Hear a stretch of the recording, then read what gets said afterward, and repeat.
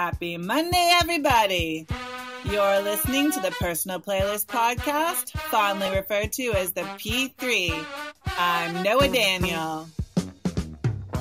Music is a world within itself, with a language we all understand. I am so excited to have Dr. Michelle Yzquierdo here on the Personal Playlist Podcast. Michelle has been excelling in the field of education for the last 20 years. She has worked closely with English learners and teachers of English learners in multiple capacities. She was a high school science teacher and part of the new arrival team and has held a variety of other positions, including science department chair, sheltered instruction peer facilitator, district ESL instructional specialist, and educational program specialist. Dr. Yzquierdo has received numerous awards and honors during her time in education, including Teacher of the Year, commendations from the Texas House of Representatives, and fellowships in both Switzerland and Swaziland. Dr. Yzquierdo lives in Houston, Texas with her family and is the author of the book Pathways to Greatness for ELL Newcomers, a comprehensive guide for school and teachers, released in December 2017. Welcome to the show, Michelle. Hi, Noah. I'm so excited to be here today. Oh my God.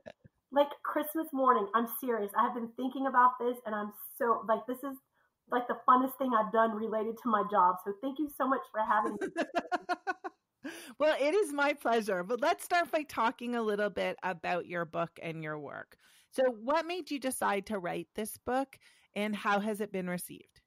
So the first notion of a book came when I actually defended my dissertation. So my dissertation work, my doctoral work, was on effective supports for newcomers, and I wanted to look at newcomers who were successful in navigating, especially at the secondary level, who were successful in navigating the content and the language in such a way that they could get their diploma with their cohorts. And you know, when I first started teaching all those years ago, the expectation for kids that were high school students who were new to the country, sadly enough, was that they would probably end up dropping out of school. And I was basically told, teach them as much English as you can before they leave. And that always made me really sad. So as I progressed through my career in education, I wanted to study this population. And it just made logical sense when I got to my dissertation. In any case, when I was defending my dissertation, after they congratulated me, and I was, congratulations, doctor, it was Johnson back then, Dr. Johnson, you're done. I was like, wow, this is crazy. I'm Dr. Johnson. And as I was leaving and hugging my, dissertation chair, he said, you should write a book about this. And that was like the first suggestion of writing a book. And I was like, no way, I can't write a book. No one can't write a book. Like, are you serious? And then when I started working for Silence Education, John Silence, my boss and the owner of our company, read my dissertation, and he said the same thing. He said, this is really good. Like, this dissertation moved me, and have you ever thought about writing a book? And I was like, actually, you're the second person that mentioned that this would not actually might be something that people would want to know about. So that's how it started. And we sat on the floor with a bunch of Post-its and started brainstorming. And that was the very early echoes of Pathways to Greatness. It's always wonderful when other people affirm your work, and it's usually external when people say, you got something a little bit special. But you were a child of an immigrant and a researcher and a teacher of numerous immigrant English learners throughout the years. So it must have been a wonderful evolution of all of your work to produce this in a true labor of love. So, it really is. And when I train people, I always tell them at the beginning of my trainings that I poured my heart and soul out onto these pages. And, I'm sure everybody says that when they write a book, and I can't speak for someone else's reality, but it was just so personal to me to write this book. And I often tell people too that, I didn't grow up. I didn't say when I grow up, I'm going to be a teacher of newcomers, because my mom was a newcomer. I came to teaching as a second career. I actually used to work for the United States Department of Agriculture right when I graduated from Texas A&M. I have a biology degree, and that's typically not the background of someone who ends up working with language learners. But from the very first day in my classroom, when I had these beautiful children in front of me and they didn't speak English, and I remember going to the principal to remind him that I currently didn't have a skill set to teach English-speaking kids, right? I was an alternatively certified teacher. And as I mentioned at the beginning, being told, well, bless their heart, that I know you're up in Canada, right? Aren't you up in Canada? I am, but I mean, I'm teaching English language learners, and I really know that shift that you're Yeah. talking about in terms of like just get them by, as Right. opposed to like there is a lot of potential and you have to unlock it through high expectations and lots of support. Right. So they, down here in the South, they say, well, bless their heart, because whatever you say after that's going to be excused, right? Well, bless their heart. They probably won't do well.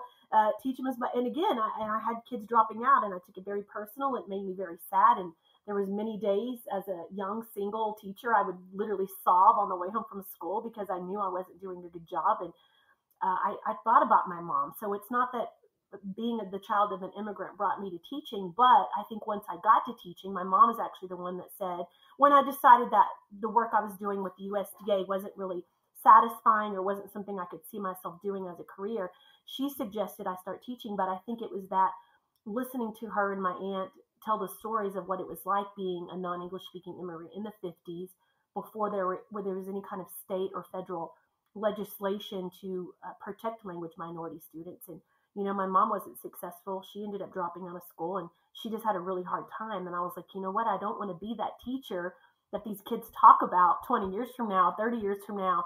And if they are talking about me, I want it to be like that teacher that made a difference. So I think that's why I just really took this to heart. I got to get good at this job, and I got to get good fast so I can affect these kids in a positive way.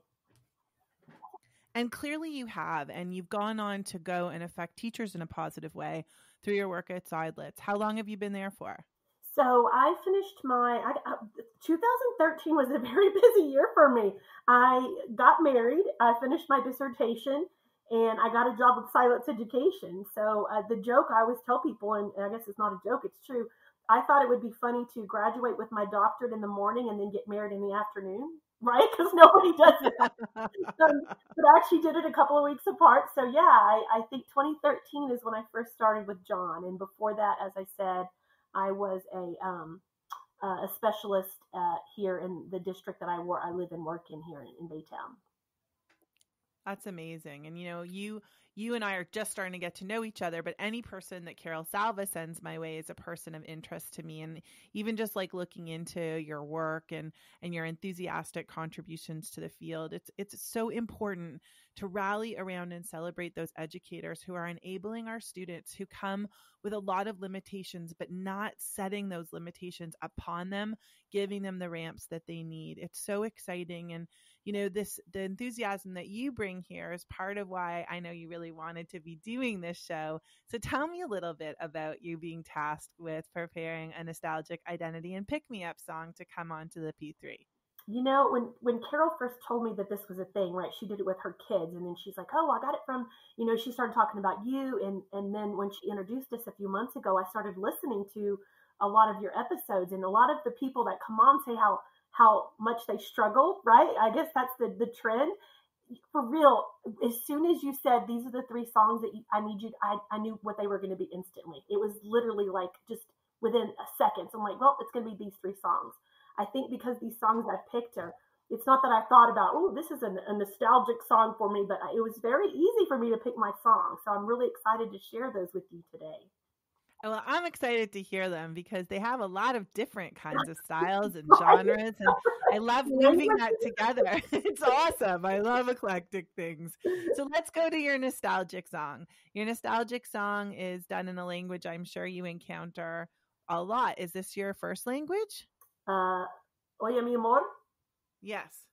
No, ma'am. My first language is English, and occasionally I speak profanity, but I've been told that doesn't count as foreign language. I guess I made the inference that if you had a child, if you are the child of an immigrant, so often in those situations, even though they're growing up in a country that's English speaking, often their homes are not. But I guess because that was just one of your parents. Right. Well, my mom is actually from Denmark, so my mom's first language is Danish, and unfortunately, I know like 2 words in Danish. But no, I guess when we start, tell me when you're ready to talk about the song, and I'll tell you how it became one of my favorite songs. You know what? I think the song probably threw me, and that's why I inferred from your married last name to all of that. So please tell me about your nostalgic song. So, as a person who lives in Texas, we're familiar with Tex-Mex. I mean, my very first job ever was at Burger King, right? And I worked with some Spanish speakers. So I learned food Spanish. I always pride myself on my food vocabulary, which further developed when I started working for the United States Department of Agriculture, and I would have to tell people in multiple languages that certain items were prohibited, right? But the reason this song, the first time I heard this song on the radio, I was like, I have no idea what they're saying. I don't know who this is. It was, I guess early 90s. I probably was just graduating. I just dated myself, right? Just graduating out of high school. And we're only, a few hours from the border here. So in college, we would often drive down, and I have friends that lived in, the Rio Grande Valley and McAllen on the border. And so that's my very first introduction to Spanish rock music. And the first time I heard this band, Maná, and I heard this song, I was like, I love this song. And that just, as I've traveled the years since then, I've spent a lot of time in Latin America, a lot of time in Mexico and Costa Rica. And I just love Latin rock music. And Maná, to me, is one of the best bands of all time. And so every time I hear this song, it does take me back to like my 90s, but it just reminds me of all the traveling I've done in Latin America. And just, so yeah, I just, those songs you hear on the radio and they just make you happy no matter what's going on in your life. So that's definitely this song. Now, the funny part about it is when I first started dating Carlos, I actually think I lied. We were actually married at this point. Maná came to Houston on tour and we went. So, of course, there were lots of people from different walks of life at this concert, but me being an Anglo and my husband being a Latino, people just assumed that he was the one that brought me to the concert when it was exactly. I can sing, and this is not even a joke, I can sing almost every word to every Maná song. I don't have any idea what I'm saying for the most part, but I know the words. So when we were at the concert and I was just like totally jamming, I think I was just as entertaining to the people sitting around me as the actual concert as I belted out these songs, probably getting like 90% of the words incorrect. So in my mind, it sounds perfect, right? Isn't that the best though? Like when nobody else knows and like does a fact check about your sense of the lyrics, that's how you can joyfully just sing along without even worrying about it. But this is a wonderful song, and I'm excited to take you back to this festive experience and get you thinking about all of your travel. So here is Oye Mi Amor.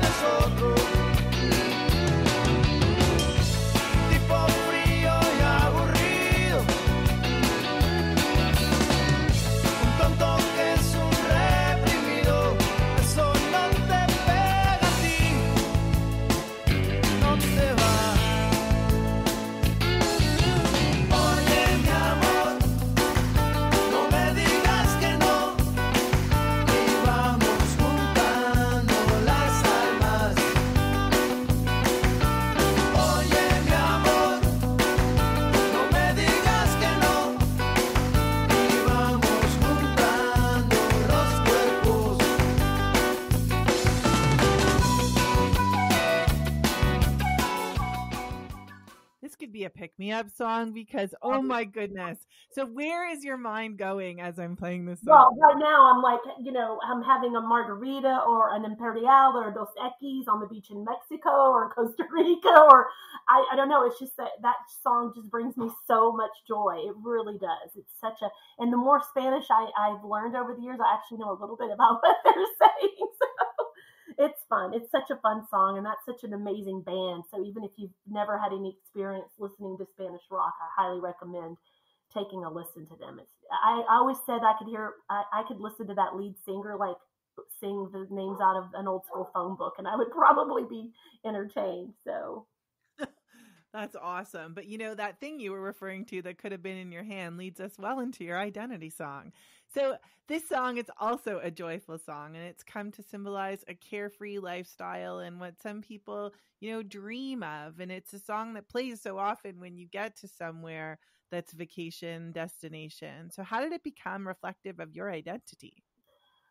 Okay, so Jimmy Buffett, Margaritaville, I remember being very, very, very, very young. And I believe a few of his songs played like maybe on country music radio, like way back in the day. And of course, I was raised on country music as a young child. So I really, really got exposed to Jimmy Buffett during my undergraduate work. So my undergraduate degree, believe it or not, is actually in marine biology, right? So I went to Texas A&M down here in Galveston, which is actually related to my next song.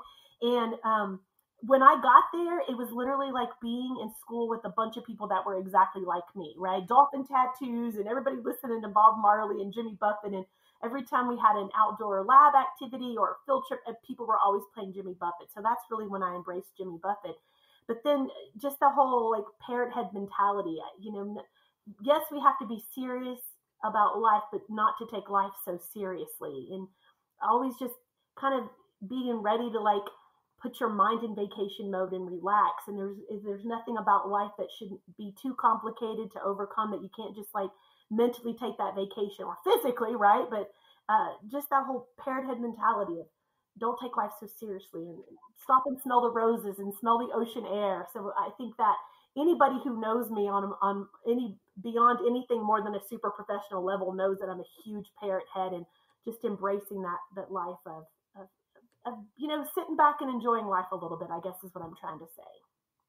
I know, but even more than that, like being a parrot head is cool and following Jimmy Buffett is cool, but being able to affiliate your identity with that positivity and that ability to, shift zones or create the opportunity for your mind to not be bogged down by the realities of your day to day, but to be able to allow yourself that freedom and that break, that must be extremely useful through these COVID times experiences. It really is. And I know this is supposed to be super happy and an upbeat podcast, but I've overcome a lot of adversity in my life as a young child, being from a home of poverty and with a language minority mom.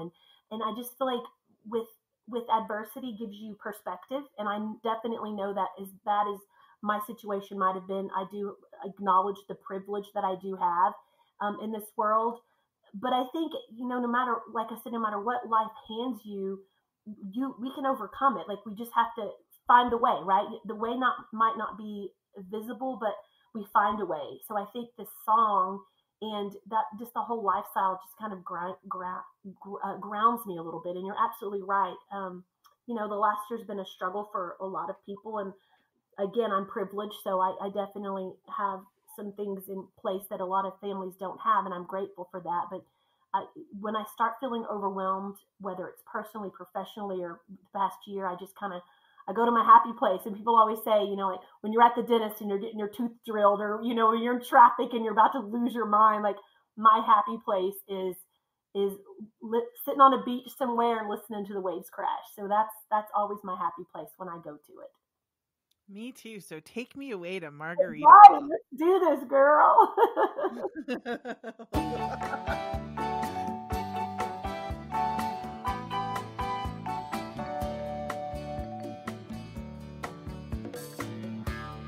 Nibbling on sponge cake, watching the sun bake. All of those tourists covered with oil, strumming my six string on my front porch swing. Smell those shrimp, they're beginning to boil. Wasting away again in Margaritaville, searching for my lost sugar salt.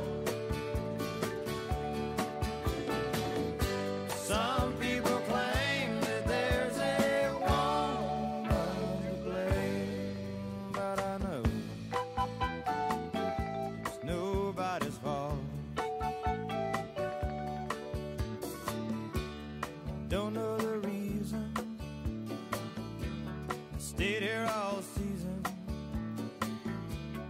Nothing to show but this brand new tattoo. But it's a real beauty, a Mexican cutie. How it got here, I haven't a clue. Wasting away again in Margaritaville, searching for my lost shaker of salt. Some people claim that there's a woman to blame. Now I think, hell, it could be my fault.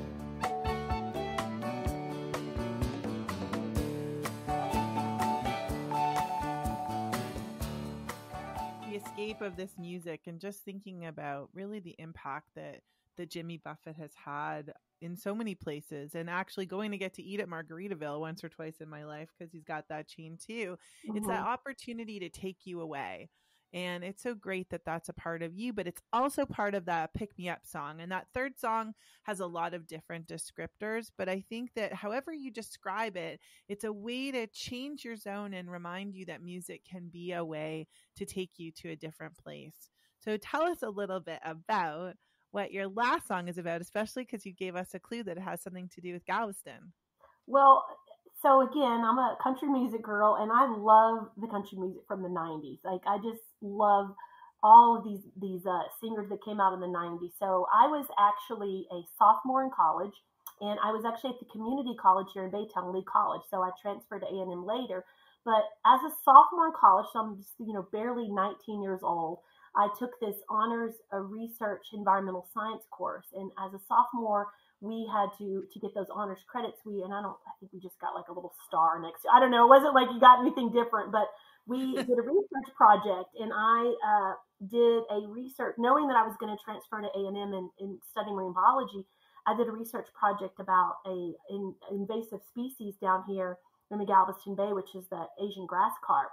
And my research looked at its impact on the Spartina, so the cord grass that we have growing down here in Galveston Bay. And my research paper and presentation was picked to be presented at the Texas Academy of Science. So here I am, like, this is my first, like, talking to a group of people beyond, like, classroom presentations or whatever. And I got my research and I drove down to Galveston and I presented it during this, like, research conference, which was just, like, mind-blowing as a little 19-year-old that I was at this research conference. And it was undergraduate research. So there were people from, all these different colleges all over the state of Texas. And here's me from little bitty old Lee College in Baytown, right? And it just gave me such a rush. Like, I can't even explain, such a high and such a rush. And I thought, this is a really cool feeling, like talking to people about something I'm so passionate about. Never imagine in a million years, 20 years later, that this is what I would be doing, or 25, 30 years later. So I left the conference and I was driving back home, and it was a beautiful, like, Texas spring day, just gorgeous. And I was coming over the causeway and that song came on, and I don't know, it was just one of those perfect moments in time when you're like, I want to freeze this moment. I want to freeze how I feel right now and how pumped this song is. And it's not a particularly, like, fast beat song, as you'll hear in just a minute. So just since that time, I guess it's kind of a nostalgic song as well. Every time that song comes on the radio, I think about that opportunity that I had. And here's something else that's completely weird but related. About a week later, I got Chinese food. I remember my friends and I were eating Chinese food, and I got this fortune. And normally they're super cheesy, like, you'll meet somebody today or whatever. But this fortune said, what did it say? Something like, I kept it for years on the little rearview mirror of my car. I had it taped up there. It said, don't let anything get between you and your vision of yourself in the future. And I thought, man, that's like that Travis Tritt song, right? Like, whatever your goal is, like, don't let anybody tell you differently. Just put your hands over your ears and sing la, la, la, la, la until you get your goal accomplished. So that song has always been and continues to be like that motivational song, because it just reminds me of that first opportunity that I had, and that first time. And I don't want this to sound arrogant or whatever, but I feel like I knew that day when I was coming over that causeway. I'm like, this is cool. Like, this is what I'm gonna be doing somehow, someplace. And I always thought it was gonna be science, like I was gonna get like some kind of Nobel Prize or something for science. But yeah, so it's interesting to see what it ended up doing for a living, and that's the public speaking that I do on a topic that's so near and dear to my heart. So it didn't end up being science, but it did end up being something that's important to me. So I don't think it's arrogant to be honest about that perfect convergence of time, place, and space where it's like you're being told by powers that are beyond you that everything is going to be okay and that where you think you're going is exactly where you're going. And that's kind of what he talks about in the song in terms of like him wanting to break the chains and everybody's saying, you know, you can't do this. I mean, I don't always agree with some of the lyrics in terms of like, you got to make money for your family, but I right, think the right, big right. idea of, you know, other people's imposed limitations and like you knowing that you have this big idea. I actually just tweeted it out for Celebrate Monday this morning talking about Seth Godin's thing. Like if you have a big idea and you know that it's right and it helps people and it's you know fulfilling, you go do that and like ignore the naysayers and what else anybody Yeah, has to say. And so I see what you're saying. The pick me up is more about the thing that it affirms for you as opposed to necessarily the tone of the song, but yeah. it sounds like it's all nostalgia, identity, and pick me up wrapped in one. I never, just to be clear to everybody, I never wanted to be a country music singer, but this is just like you said, the global idea of you figure out what you want to do and you do it, right? So totally. Yeah, and all the power to everybody who does that, including you, because you have to stay true to that. There are so few voices that really do help you see that there's something inside of you that is destined to be. So I'm going to be somebody by Travis Tritt.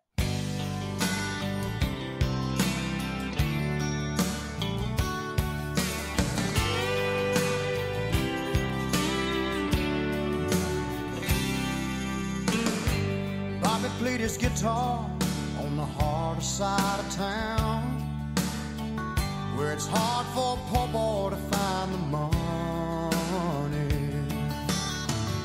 He had dedication, he had the heart and soul, somehow knew he was born to play. People said, get a real job, support your family, there's no future in the road you're taking. He never said a word, the dreamer just kept on. Late at night you could hear him say, he said, I'm gonna be somebody. One of these days I'm gonna break these chains.